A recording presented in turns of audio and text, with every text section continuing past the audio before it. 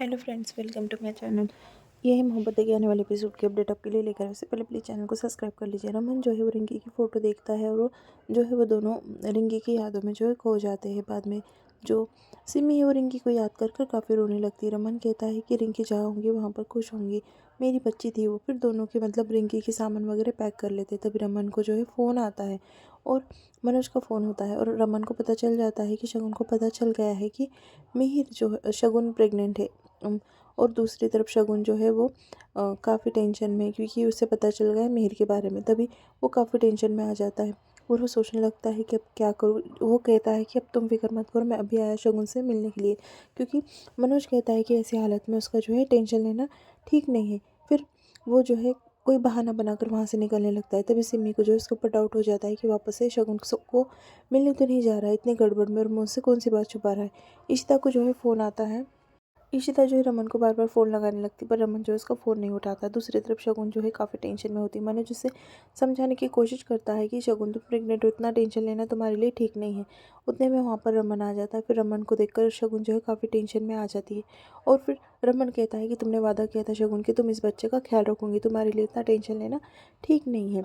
तभी रमन जो है उससे बात कर रहा होता है पर शगुन जो है वो मतलब एक ही बात दोहरा रही होती कि मेरा ऐसा नहीं कर सकता, तुम मिहिर को जानते हो। तभी शगुन को कहने लगता है रमन कि मेरी बहन जो है वो गई है। शगुन, मैं तुमसे हाथ जोड़कर विनती करता हूँ कि तुम इतना टेंशन मत लो, हाँ, बच्चे के लिए ठीक नहीं होगा। पर शगुन जो है काफ़ी टेंशन में होती है, वो रमन की बात भी नहीं सुन पाती।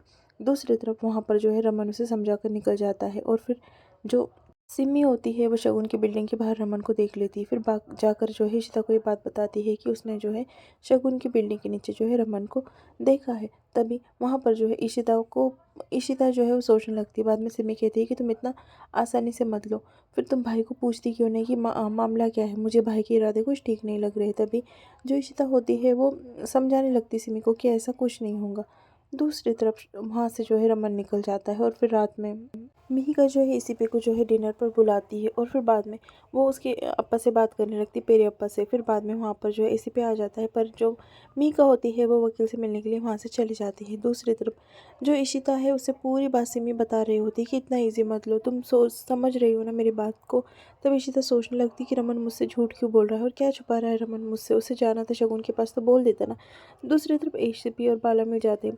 दोनों जो है एक में की दुखी कहानी एक दूसरे को बोल रहे होते हैं कि उनकी बीवियाँ जो है उनको भाव नहीं देती। फिर वो जो एसीपी होता है वो बाला को एडवाइस देता है कि वो फ्रेंड चैट पर जो है दूसरी लड़कियों से बात करे और उसकी जो वाइफ है उसे जेलस फील करवाए, ऐसा जो है उसे एडवाइस देता है। तभी बाला को मतलब वो एडवाइस उसकी पसंद आती है। दूसरी तरफ संतोषी जो है वो बैठी होती है, उसे रिंकी की याद आ रही होती है। सिमी वहाँ पर जाती है और इशिता को वापस कहने लगती है कि आज तुम भाई से सब कुछ पूछ कर क्लियर कर लो। तभी वो कहती कि ठीक है, हाँ मैं पूछ लूँगी। और फिर बाद में आइसक्रीम वगैरह रमन लेकर आता है बच्चों की पसंद की। इशिता जो है उसमें ही लग जाती है और बाद में रमन उसे काफ़ी खुश नज़र आता है, इसलिए इशिता जो है उससे कुछ नहीं पूछती। सिमी आती है और इशिता से पूछने लगती है कि तुमने रमन से पूछा क्या वो कहाँ पर गया था, भाई कहाँ पर गया था। तभी इशिता कहती है कि हाँ टाइम ही नहीं मिला, मैं पूछूंगी उससे। और फिर इशिता टेंशन में आ जाती है और यहाँ पर एपिसोड जो है वो ख़त्म हो जाता है।